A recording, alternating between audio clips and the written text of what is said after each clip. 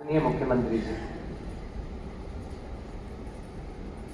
अध्यक्ष महोदय, मेरे माननीय स्वतंत्र सदस्यों को यह प्रतीत होता है कि यदि किसी पद पर नियुक्ति में विलंब हुआ तो सरकार निष्क्रिय रही, किंतु हमारी सरकार की नीति यह है क्वालिटी नॉट क्विक फिक्सेस।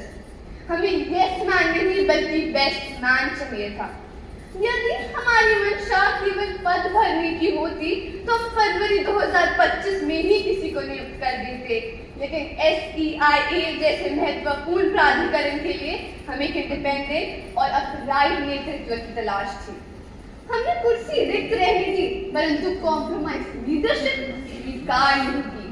यह देरी नहीं बल्कि डिसिप्लिन विद ड्यू डिलिजेंस था।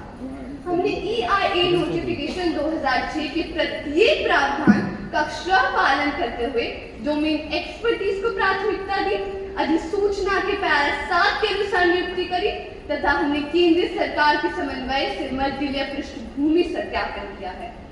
मैं सबको यह बताने में हर्षित महसूस करती हूँ कि MOE FCC द्वारा 24 दिसंबर 2025 को जारी अधिसूचना के अनुसार डॉक्टर अंकुर गुप्ता जी को नया अध्यक्ष तथा रामस्वरूप वर्मा जी को सदस्य सचिव के रूप में नियुक्त कर दिया गया।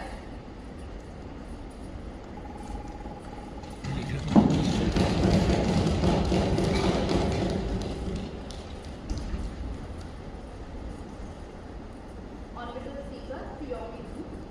To the Honorable Chief Minister, could you please say that your best man, when you have said that you gave Prathmikta to the best man with expertise in accordance of all eligibility criteria of EI 2006, then why there were various rejections from the centre on your nominations to this post?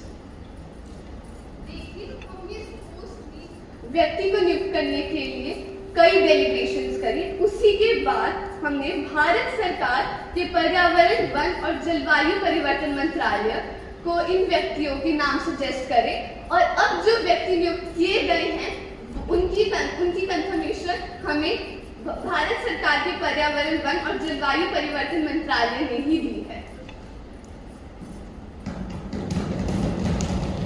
Opposition 22.